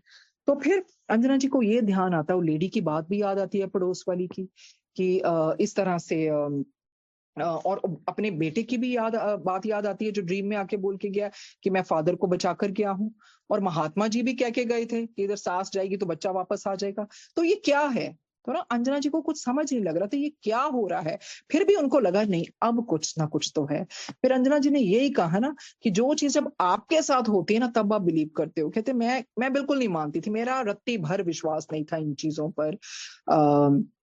कहते हैं फिर अंजना जी कहते हैं मेरी प्रेगनेंसी को ना 2-3 महीने हुए थे, फिर मेरे मदर इन लॉ जिनकी डेथ हो गई थी ना, और उनकी इच्छा थी कि मेरे घर में बेटा हो या बेटी, चलो जो भी बच्चा हो ना, उनकी सोल परेशान थी, शायद वो भटक रही थी, शायद उनके घर में ही भटक रही हो।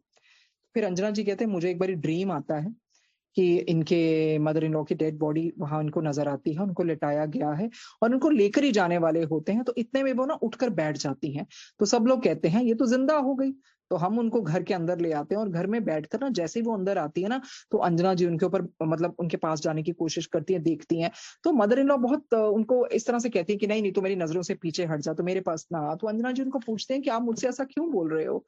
तो ड्रीम में ही उसी जो अंजना जी को ड्रीम आ रहा है, उसी ड्रीम में अंजना जी कहते हैं कि मुझे फील हो रहा है उस ड्रीम में कि आई एम प्रेग्नेंट। तो कहते हैं अंजना जी उनको कहना चाहती हैं अपने मदर इन लॉ को, पर वो उनको पास ही नहीं आने दे रही हैं। फिर शी मस्टर्स करेज, वो हिम्मत बंधाती हैं और कहती हैं कि मुझे आपसे कोई बात करनी है, मुझे कहने तो दो। तो वो चिढ़ के बोलती हैं उनके मदर इन लॉ, क्या बात करनी है मुझसे, अब तूने कौन सी नई कहानी सुनानी है। तो अंजना जी कहती हैं मैं सिर्फ आपसे ये कहना चाहती हूँ कि मैं प्रेग्नेंट हूँ। और और और अंजना जी कहती हैं जब उन्होंने कहा ना मैं प्रेग्नेंट हूँ, कहते जो मेरा बेटा चला गया था ना, मैंने उसी का ही नाम निकाला कि वो कहता है कि वो आना चाहता है, लेकिन अगर मेरी दादी ऐसे आपसे बिहेव करेगी ना तो मैं नहीं आऊंगा। कहते हैं जैसे ही मदर इन लॉ ने ये बात सुनी ना, कहते उस ड्रीम में ऐसे उनका चेहरा एकदम पीसफुल हो गया। और उन्होंने कहा तो मुझे पहले नहीं बता सकती थी, मेरी आत्मा ऐसी भटकती रही यहाँ पर। कहते इस बात का तो अंजना जी ने ऐसे बोला, कहते इस बात का ये मतलब है ये जो सोल्स यहाँ दुखी होकर जाती है ना, वो हमारे लिए अच्छा सोचती है, नहीं तो वो भटकती रहती है यहाँ पर, उनको भी परेशानी होती है कि पीछे से क्या हो रहा है क्या नहीं हो रहा। तो इस तरह से अंजना जी ने ये बात बताई कि हाँ, फिर उनको बहुत शांति मिली। फिर अंजना जी कहते हैं मुझे वो ड्रीम विविडली याद है। कहते कई बार क्या होता है ना, आपको ड्रीम्स भूल जाते हैं। कहते मुझे अभी तक एक एक चीज याद है, स्टेप बाय स्टेप क्या क्या कैसे हुआ था। और इसके बाद फिर कि इनके मदर इन लॉ ने जैसे कहा तूने मुझे पहले क्यों नहीं बताया, कहते वैसे ही कहते वो शांत हो गई और पीसफुली चली गई। और फिर सबने कहा नाउ शी इज डेड। तो कहते इसका मतलब क्या है। तो अंजना जी कहते इसका मतलब यही था ना कि उनकी आत्मा भटक रही थी, वो चाहती थी मेरे बच्चे का घर बस जाए, इसके और बच्चा हो जाए, सब खुश रहे, नहीं तो सब दुखी रहेंगे वो बेटे को सोच सोच के उसके बारे में। तो इसी करके कहते हैं अंजना जी कहते अब तो मैं खुद कहती हूँ, हम कहते हैं बंदा चला गया, पर ये सोल्स फिर ड्रीम्स में कहाँ से आती हैं, ये क्यों कैसे मैसेज पहुंचाती हैं। कहते हैं इसका मतलब कुछ ना कुछ तो है ना। फिर अंजना जी कहते कि जो पिछले से पिछले साल शायद वो spirit laws of spirit world की रिकॉर्डिंग्स हुई थी, कहते फिर मैं वो भी सुनती रही, उसने मुझे बहुत हीलिंग दी, बहुत हीलिंग दी। फिर मुझे विश्वास हो गया पक्का नहीं ये सब कुछ होता है। फिर कहते हैं फिर तभी तो इनके ड्रीम में आकर मदर इन लॉ की आत्मा शांत हुई ना, जब ईश्वर ने फिर बख्शा, ये प्रेग्नेंट हो गई और इस तरह से है। फिर कहते हैं कि हाँ, कहते हैं कि एक बारी मुझे ड्रीम आया कि जब मैं प्रेग्नेंट ही थी ना, मुझे ड्रीम आता है कि एक बहुत लंबे महात्मा है, मतलब अपनी तरफ से गुरुजी का सोचे, पर ये गुरुजी को मिली नहीं थी उस टाइम। कहते हैं कि एक बहुत लंबे महात्मा है, पीछे संगत है, वे सब बैलगाड़ियों में बैठे हैं और इस तरह से ना वो अंदर आ रहे हैं जहां ये रहती थी, कुछ कॉलेज कैंपस के अंदर जो इनका घर होता था। कहते फिर वो सब आ रहे हैं। कहते उस समय मुझे गुरुजी के साथ मेरा कोई कनेक्शन नहीं था, पर ये मैं यही वंडर कर रही थी ये कौन है। तो ये कहते ना ही हमने कभी कोई गुरु धारण किया था, कहते पर उन्होंने पगड़ी बांधी हुई थी, गोरा रंग था, नूर बरस रहा था, और वे इनके घर के वरांडे में खड़े हुए थे, सफेद कपड़े पहने हुए थे और इनको आशीर्वाद दिया। और पर बोला उन्होंने कुछ नहीं। कहते फिर संगत के साथ चले जाते हैं। कहते हैं मुझे तो 2011 में पता चला था गुरुजी के बारे में, और मैंने सोचा, और जब जब ये इनका 2000 में बेटा भी गया और ये सारा कुछ, कहते इसका मतलब तब से गुरुजी के साथ हमारा कनेक्शन रहा था कि जब बेटे की डेथ भी हुई और जब मैंने दोबारा से भी कंसीव किया गया, तो फिर मेरे को लगा कि इनकी ब्लेसिंग तो मेरे साथ तब से चली आ रही थी। तो यही, क्योंकि गुरुजी थे ना सब दिखलवाने वाले, वो गुरु ग्रंथ साहिब के आगे जो इनके बेटे का फेस आ गया था कि मम्मा को बोलो मैं आने वाला हूँ, या फिर वो जैसे पड़ोसन आई बोल रहे, उसी ने सारा कुछ बताया ना। तो कहती फिर मुझे ऐसे धीरे धीरे डॉट्स कनेक्ट की कि गुरुजी ने तो चूज किया है, तो वो ही तो है सब कुछ करने वाले, जो किसकी कब एडमिशन होनी है वो ही देने वाले हैं। कहती पर मुझे गुरुजी के बारे में कब पता चला था, 2011 में। फिर और कहते हैं इनके हस्बैंड हाँ, जब इनके हस्बैंड को पता चला ना बेटे की डेथ के बारे में, कहते उन्होंने किसी भी भगवान को मानने से इनकार कर दिया, यहाँ तक मंदिर जाना, हर जगह, मतलब कोई प्रसाद भी लेके आता था ना वो भी नहीं वो लेते थे। और वो कहते थे मैं शिव जी का इतना पुजारी था, भगत था, किसी का बुरा नहीं किया, जैसे कौशल जी ने कहा मैंने किसी का बुरा नहीं किया। जब भी मैं कार में जाता था, कोई मंदिर मस्जिद गुरुद्वारा, जब हमेशा गाड़ी रोक कर हमेशा वहां पर माथा टेकता था, तो मेरे साथ ऐसा क्यों हुआ। तो उनका विश्वास ही उठ जाता है। फिर कहते हैं कि गुरुजी उनको अपनी शरण में ले लेते हैं, सारे परिवार को। जैसे कहती हैं अंजना जी, कहते जब एक भी आ जाता तो सारे परिवार को ले लेते हैं ना शरण में, कल्याण करते हैं। कहते हैं मेरे साथ भी ऐसा ही कुछ हुआ, पर वो कहते हैं वो सत्संग बहुत लंबा है, तो मैं वो फिर कभी बताऊंगी इनके हस्बैंड का कनेक्शन कैसे हुआ। तो कहते हैं जिस दिन मेरे घर में सत्संग हुआ था ना, और एक बारी सत्संग हुआ, कहते वहां मेरे हस्बैंड बहुत डीपली जुड़ गए थे। फिर कहते कभी उन्होंने कोई सत्संग मिस नहीं किया, अगर 3-3 घंटे भी ड्राइव करके जाना पड़ता था ना, वो जाते थे। और फिर 2012 से 2018 तक ये गुरुजी की उस तरह शरण में रहे। फिर कहते हैं बहुत भक्ति भाव से इनके हस्बैंड ने भी सेवा की, पर जिस तरह से कनेक्शन है वो कभी खुद बताएंगी। कहते हैं 2018 में फिर इनके हस्बैंड की डेथ हो गई, क्योंकि उनको ना कैंसर हो गया था। और कहते आप सोच नहीं सकते कि मेरे जब हस्बैंड की डेथ हुई थी, मुझे गुरुजी ने इतनी शक्ति दी, क्योंकि मुझे वहां गुरुजी साक्षात दिख रहे थे। कहते सुबह के 8 बजे से तबीयत खराब होनी शुरू हो गई ना, और 9:30 बजे तक तकरीबन ऐसे था, 1.5 घंटा ऐसे ही रहा। कहते एक रात पहले हस्बैंड को जैसे दाखिल कर दिया गया था, और कहते आप मानोगे नहीं, इतनी संगत आई, 70 के ऊपर संगत आई। और विजिटिंग आवर्स उधर अमेरिका के हॉस्पिटल में सिर्फ 8 बजे तक होता है, पर उन्होंने 11 बजे तक विजिटिंग आवर्स खोल दिए, और हिम्मत नहीं थी किसी को रोक सके। क्यों? कहते क्योंकि गुरुजी ने सब करवा दिया था ना, सबको शांत करवा दिया था। कहते गुरुजी वहां खुद आए हुए थे हस्बैंड को लेने हुए, क्योंकि मैंने साक्षात उनको देखा, और मैंने हस्बैंड के पास साक्षात वो मतलब यूट्यूब में जो भी गुरुजी के पाठ होते हैं लगा दिए, और एक के बाद एक बात अपने आप ही शब्द बानी चलती गई। कहते फिर हस्बैंड की सुबह तबीयत फिर खराब हुई। मैंने अपनी बेटी को पहले ही कह दिया कि तू फोन कर दे सारे रिश्तेदारों को और बोल दे पापा का थोड़ा सा ही टाइम है, अब ये नहीं रहेंगे। तो फिर वो कहती है कि हर डॉटर सेज कि मम्मा आप कैसी बातें कर रहे हो, हाँ मैं ऐसे किसी को नहीं कह सकती। तो अंजना जी कहते हैं कि मैंने उसको बोला गुरुजी लेने आए हुए हैं, और कहते मैं इतनी पता नहीं कहाँ से शक्ति मुझे आ गई, मैं हस्बैंड के सामने खड़ी रही, पर ये शक्ति कौन दे रहे थे? गुरुजी। कहती मतलब मैंने अपने हस्बैंड को बोला कि मैं आपको जाने दे रही हूँ, क्योंकि गुरुजी लेने आए हैं और आप अच्छी जगह जाएंगे, और उनके साथ जा रहे हैं। ऐसी हालत में आपको, मतलब अंजना जी कहते हैं और कोई होता तो ऐसी हालत में कोई कुछ देखता थोड़ी, उस टाइम ना आपको अपने कोई गुरु याद आते, ना कोई भगवान याद आते, इतना टफ टाइम होता है। पर वो कहते हैं मुझे शक्ति देने वाले गुरुजी ही थे। और हस्बैंड की कहते आईज बता रही थी कि that he didn't want to go. तो कहते पर मैंने उनको बोला नहीं, आपको बहुत तकलीफ हो रही है, गुरुजी आपको और तकलीफ देना नहीं चाहते, आपको साक्षात लेने आए हैं, आप सिर्फ ओम नमः शिवाय का पाठ करो। कहते उनके मुंह पे ऑक्सीजन वो मास्क लगा हुआ था, पर फिर भी वो उस तरह से ना कोशिश कर रहे थे। फिर अंजना जी ने एक और डिस्कस किया, वो शेयर किया वो स्पिरिट वर्ल्ड के बारे में। कहते अगले साल जब मेरी एनिवर्सरी आई ना, मई में होती है, और मैं रात को सो रही थी, और तो बहुत सारे लोगों ने हमें कहा कि अंकल हमारे ड्रीम में आते हैं, बड़े खुश हैं, गुरु जी के पास हैं। कहते फिर मैं हंसती थी, मैं कहती थी क्या बात है, मेरे ड्रीम में क्यों नहीं आते, वो सब आप लोगों के ड्रीम में आते हैं।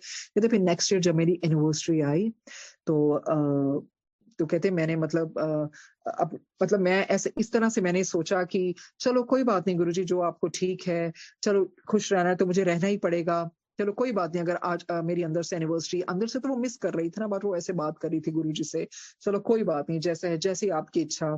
तो कहती मैं गुरुजी का शुक्राना करके सो जाती हूँ। फिर गुरुजी ने ड्रीम में मेरे हस्बैंड के दर्शन करवाए। और कहाँ करवाए? एक बहुत बड़ा मंदिर है, जैसे महाराष्ट्र में एक सतयुग का मंदिर है अनसुआ माता का, कहते वैसा ही सेम वहां पर 7 प्लेटफॉर्म बने होते हैं, वहां हस्बैंड खड़े हैं, और ये ड्रीम में सब कुछ इनका चल रहा है। तो ये कहते हैं आप यहाँ क्यों घूम रहे हो? तो वो कहते हैं तुझे नहीं पता, ये गुरुजी का मंदिर है, मैं यहीं रहता हूँ, जब से दुनिया छोड़कर आया हूँ ना, तो मुझे गुरुजी ने अपने पास ही रखा है, और गुरुजी जहाँ जाते हैं मैं उनके साथ जाता हूँ, जहाँ सत्संग होते हैं वो मुझे सब पता होता है, वहां क्या हो रहा है। तो अन्ना जी कहते हैं तो आप मेरे साथ बात क्यों नहीं करते हैं? तो वो कहते हैं ऐसे थोड़ी मैं कर सकता हूँ जब तक मुझे गुरुजी आज्ञा नहीं देते हैं। तो फिर कहते हैं, तो मैंने पूछा आज आपको गुरुजी ने परमिशन दी है कि नहीं? तो अंजना जी कहती है वहां मुझे करोड़ों लोग घूमते नजर आए। कहते मैं सच में बता रही हूँ, ऐसे लग रहे थे जैसे कीड़े मकोड़े घूम रहे हो। कहते जैसे गुरुजी कहते हैं ना, तो इस तरह मैंने कीड़े मकोड़े नजर आ रहे हो। कहते करोड़ों लोग घूम रहे कीड़े मकोड़ों की तरह, और सच में जैसे ना कीड़ियों की लाइन लगी हुई हो, ऐसे घूम रहे होते हैं। तो फिर मैं कहती हूँ, और मतलब अपने हस्बैंड को ऐसे पूछते हैं, तो उसके हस्बैंड कहते हैं तेरे को पता है यहाँ पर बैंड बजता है जब गुरुजी आते हैं, और बैंड वालों के बीच में ना यहाँ मैं छुप जाता हूँ, फिर उनको सीधा देखता हूँ गुरुजी को। और फिर अंजना जी कहते हैं कि मैं बैंड के बीच में ऐसे क्यों जाऊंगी, मैं तो नहीं ऐसे देखूंगी। कहते मैं तो लाइन में लगूंगी, कि गुरुजी भी तो कहते थे ना से कि लाइन में लगा करो। कहते फिर एकदम से ना सेवादार आते हैं इनके पास, वो कहते हैं आंटी आपको दाल बनानी है, और सारी संगत यहाँ पर है। तो फिर मैं अपने मन में सोचती हूँ कैसे ऐसी दाल बनेगी, या ना मेरे पास कोई बर्तन ना दाल, और मैं कहती हूँ कितनी दाल बनेगी? तो कहते ये देखो जितनी घूम रही है उतनी सबकी बनेगी। और तो इनके मन में आता मैं कैसे बनाऊंगी, तो उनके हस्बैंड कहते हैं तेरे को इतनी बड़ी सेवा मिली है और तू यहाँ खड़ी है, किस्मत वालों को ही ऐसी सेवा मिलती है ना। तो अंजना जी के मन में वही कि मैं इतने करोड़ों संगतों की दाल मैं कैसे बनाऊं। और इस तरह से कहते हैं कि बस मेरा तो ये था ना कि मैं गुरु जी के दर्शन मुझे करूं, कहते पर मुझे दर्शन नहीं मिले वहां पर। और कहते पर फिर भी मेरे अगर ड्रीम में भी मुझे सेवा मिली तो यही रियलाइजेशन आई कि ड्रीम में भी बहुत बड़ी कृपा है जो गुरु जी ने मुझे ड्रीम में इतनी बड़ी सेवा दी। और कहते हैं उस मंदिर में, इसके हस्बैंड कहते हैं कि उस मंदिर में तो खुद गुरुजी खुद विराजमान है। और फिर कहते हैं फिर मैं इस तरह से उन्होंने बताया कि कहते इनके ना हस्बैंड फिर बताते हैं, कहते जहां जहां गुरुजी जाते हैं ना मैं मुझे साथ में लेकर जाते हैं। और एक बारी ना इनके घर में कोई आते हैं कोई जैसे ये ना अपने हस्बैंड से वैसे ड्रीम में बात करते हैं कि आपको पता है उस फलाने फलाने की बेटी की शादी हो गई। तो इनके हस्बैंड कहते हैं अरे बधाई देने आया तो था मैं उस दिन घर पे, जिस दिन तेरे घर पे वो कार्ड देने आई थी। तो मैंने तो अंजना जी कहते हैं आप कब आए थे। वो कहते हैं कि इस दुनिया में जब भी संगत में जो भी संगत के गुरुजी को मानते हैं ना और जो कार्ड देने जाते हैं ना संगत को, तो गुरुजी साथ ही होते हैं। तो इस तरह से मैं घर पे आया था, गुरुजी के साथ ही आया था। और फिर अंजना जी कहते मैंने तो किसी को नहीं देखा। तो इनके हस्बैंड कहते हैं तेरे को पता है उस दिन तू गिर गई थी और तुझे किसने बचाया था, गुरुजी ने, मैं सब देख रहा था। तो कहते मेरी हिम्मत नहीं थी कि मैं तेरे पास पहुंच पाता। तो अंजना जी के साथ उस दिन वाकई में ये हुआ था, जब कोई कार्ड देने आया था ना, ये गिरने वाले थे। कहते इनके हस्बैंड कहते तेरे को पता है गुरुजी ने तेरे को दोनों हाथों से उठा लिया था, नहीं तो तू गिर जाती। तो फिर इस तरह से उधर फिर ड्रीम में क्या और बात चल रही है, इनको बुलाया जाता है कि आपको ना भोग लगवाना है। तो इनके हस्बैंड इतने खुश होते हैं, कहते तू आई है ना तो तेरे कारण मेरी भी सेवा सफल होगी, क्योंकि मुझे तो आज तक किसी ने से भोग लगाने को कहा ही नहीं है, तो बहुत अच्छी बात है। तो इस तरह से अंजना जी कहते हैं वहां मुझे खैर गुरुजी के दर्शन तो नहीं हो पाए, पर आप मानते हैं ये सारी कन्वर्सेशन मेरी एनिवर्सरी के दिन गुरुजी ने मेरी सारी करवाई मेरे हस्बैंड के साथ। एक तरह का गिफ्ट ही उनको दे दिया ना, बिकॉज थोड़ा सा तो अंदर से मायूस बैठी हुई थी ना, पर उन्होंने मायूस होने ही नहीं दिया। तो इन सबको ऐसे किस तरह से मुलाकात करा दी। कहते फिर जब मैं एकदम से उठती हूँ ना, मेरी नींद खुलती है तो 4 बजे होते हैं और मैं आई वाज स्वेटिंग प्रोफ्यूजली, बहुत मेरा पसीना निकल रहा होता है। तो उस तरह से फिर कहते हैं जब मैं उठती हूँ ना तो वो शब्द चलता है, बहुत जन्म बिछड़े थे माधो ये जन्म तुम्हारे लेखे। तो फिर अंजना जी कहते हैं ये मेरा फेवरेट शब्द भी है। और कहते हैं कि I really consider my self fortunate कि मेरे साथ हुआ तो बहुत बुरा ना, पर गुरुजी कितने दयालु हैं, उन्होंने मुझे संभाल लिया, मेरे हस्बैंड के साथ मिलवाया। और इस तरह से इनके एक्सपीरियंसेस हुए हैं। वो किसी टाइम जरूर इसी प्लेटफॉर्म पर अंजना जी को बुलवाएंगे, और ताकि वो अपने प्रत्यक्ष अपने सब कुछ सुना सकें, बिकॉज वही जस्टिस होगा। कहने का मतलब ये है, ये क्यों गुरुजी आज सुनवाना चाहते थे, देखिए वो रूह गई पर वो रूह फिर वापस आ गई। और दूसरी तरफ क्या सीखने को मिला, हाँ, इनके जो, क्योंकि पता क्या होता है, रूह आपको क्यों नहीं कंटैक्ट कर पाती, बिकॉज जब जिसका बंदा गया है वो तो बहुत एजिटेटेड स्टेट में है ना, तो वो ऑरा इस तरह से क्रॉस नहीं कर पाते हैं। You have to be really peaceful, serene and tranquil so that they can approach you. अब इसी करके तो वो विस्पी और रतु डायरेक्ट किसी और को अप्रोच कर रहे थे। तो इसी तरह से अंजना जी का तो एक तो विश्वास ही नहीं था, वो तो कहते मेरा विश्वास था ही नहीं, बिल्कुल भी नहीं था। जब ये मेरे साथ हुआ तब ही मेरा विश्वास बना। तो आगे वो और भी बताएंगी किस तरह इनके बेटी के भी 2 ग्रैंड डॉटर्स हुई हैं, क्या क्या है। जब ये अकेली घर पे थी, कोई भी नहीं था, वो हॉस्पिटल में थी, तो किस तरह से एक संगत लेडी आई, कहती वो संगत नहीं थी, वो तो गुरु जी थे, क्योंकि मैं अकेली थी, मुझे छोड़ना नहीं चाहते थे। इस तरह से बहुत डिवाइन एक्सपीरियंसेस है। पर वाकई देखिए वो सोल गई और उसने संदेशा भेजा गुरु ग्रंथ साहिब के बीच में आके कि नहीं मैं आऊंगा। फिर वहां उसके बाद इनकी बहन के ड्रीम में भी आके बोला कि पापा को बचाना था ना, इसलिए मैं गया। वो खुद बताएंगे वो सारा कुछ। और दूसरी चीज है जो उनकी सास, क्योंकि उसको लगा घर बर्बाद हो गया, मेरा पोता चला गया, वो भटकती रही वहां पर। वो कब उनको शांति मिली, जब इन्होंने बोला कि I am pregnant again, because she was really pressurizing her ना कि नहीं बच्चा होना चाहिए। तो तीसरा हमने एक्सपीरियंस क्या सीखा कि स्पिरिट वर्ल्ड है, ऊपर गुरुजी की दुनिया है, वहां पर इनके हस्बैंड खुश हैं, वहां भी बैंड बजाया जाता है जब गुरुजी का स्वागत होता है। हाँ, ये जो मैं भूल गई, जब इनको बोला था ना वहां पर सेवादारों ने कि दाल बनाओ संगत के लिए, वो तो ये इन्होंने इतना सीरियसली नहीं लिया। कहते आप मानोगे, कोई और सत्संग किसी के घर होना था संगत में, तो उन्होंने मुझे कहा आप काले चने बना के ले आइए। तो कहते ठीक है मैं तैयार होगी, पर एन मोमेंट पे कहते नहीं आप पीली दाल बना के लाइए। कहते क्योंकि मुझे उधर स्पिरिट वर्ल्ड में भी पीली दाल बनाने को बोला गया था, पर मैंने उस सेवा को सीरियसली नहीं ना लिया, पर गुरुजी ने वो मुझे दोबारा से करवाई। और जब माथा टेका तो वो ही बजा शब्द, कितने जन्म बिछड़े थे माधो। तो वो सोल वापस आई। क्या वैलिडेट होता है? री इनकारनेशन होता है, रीबर्थ होता है। और वो सोल कंटैक्ट भी खुद करती है। उसने कंटैक्ट किया, वो बहुत स्पिरिचुअल लेडी होगी, रही होगी ना, जो गुरु ग्रंथ साहिब जी पढ़ रहे थे, तो उसी ने तो शांत किया कि अब रो क्यों रहे। अंजना जी का कोई विश्वास नहीं था, वो तो सुनते ही नहीं थे इस बात को, उनको था जो चला गया चला गया। बट फिर वो ही रूह वापस आई। और दूसरी चीज है कि इनकी सास को शांति मिली। तो कई बार बहुत होता है, हमारे जो बूढ़े लोग होते हैं, वृद्ध होते हैं, कई बारी इनकी आत्माएं भी भटकती हैं। चलो उनकी आत्मा तो इसलिए भटक रही थी ना, उनको गुस्सा आता है इस पे कि मेरी बात क्यों नहीं मान रही है, और बच्चा चाहिए, ये है वो है। तो फिर वो शांत हो गई। और इस तरह से होता है। कभी कहते हैं बूढ़ा बच्चा एक बराबर। जो भी हमारे वृद्ध होते हैं, कोई भी है, जो भी इनको इच्छाएं है ना, जो मन करता है खाने को, सब कुछ देना चाहिए। क्योंकि अगर कोई इच्छा रह गई ना, फिर मुश्किल हो जाती है। तो इस करके बहुत जरूरी होता है अपने बड़ों बूढ़ों की सेवा करना, उनको प्रसन्न करना। और तीसरी चीज वो वैलिडेशन, कि वो जब स्पिरिट वर्ल्ड में वो कितने खुश हैं गुरु जी के पास, वहां भी सब रूहें हैं। तो इस तरह से फिर उन्होंने मुलाकात कराई अंजना जी की एनिवर्सरी वाले दिन। बाकी बहुत कुछ वो स्वयं बताएंगे उनके मुख से। खैर हम शुरू से सब कुछ सुनेंगे, दिन भी गुरुजी निर्धारित करेंगे, क्योंकि ये बहुत बड़ी बात है जो हम किताब में पढ़ रहे हैं, वो ही सब कुछ सुनने को मिलेगा। सोल कैसे वापस आई। और 13 वर्ष की आयु थी इनके बेटे की जब उनका निधन हो गया था एक्सीडेंट में, सब बच गए। तो देखिए उसने पता नहीं क्या, क्योंकि बार बार उसने कहा क्योंकि मुझे अपने पापा को बचाना था। और उन्होंने आज ये भी बोला, अंजना जी ने, उसको उसकी सोल को पता था वो जाने वाला, कुछ ऐसी बातें हुई थी। पर वो सब उनके मुख से डिवाइन सत्संग सुनेंगे स्पिरिट वर्ल्ड के बारे में।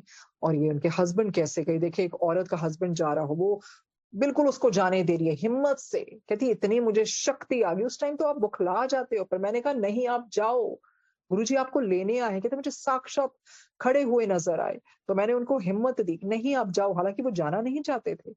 फिर इस तरह से दोबारा से भी इनके हस्बैंड ने स्वप्न रूप में आके मुलाकातें की हैं। तो अंजना जी से हम अनुरोध करेंगे कभी कि वो जरूर सुनाएं इसी प्लेटफॉर्म पे।